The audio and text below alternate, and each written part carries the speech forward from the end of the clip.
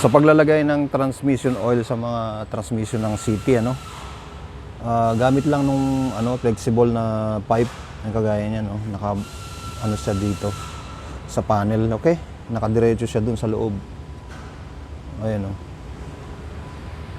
Ayan, yung pipe na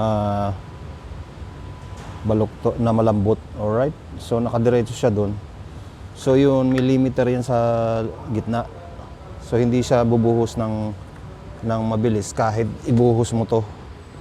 Kahit ibuhos mo to ng dire-diretso. Okay? Ayan, Mapuno, kahit mapuno pa yan, hindi aapaw dun sa baba. Ayan, walang apaw dun. Walang apaw dun.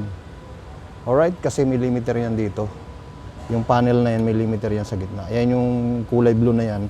Yan ang maglilimit ng bagsak ng fluid pababa dun. Pababa dun. Okay? So wala kang maaaksayang fluid kahit ibuhos mo pa to. Alright?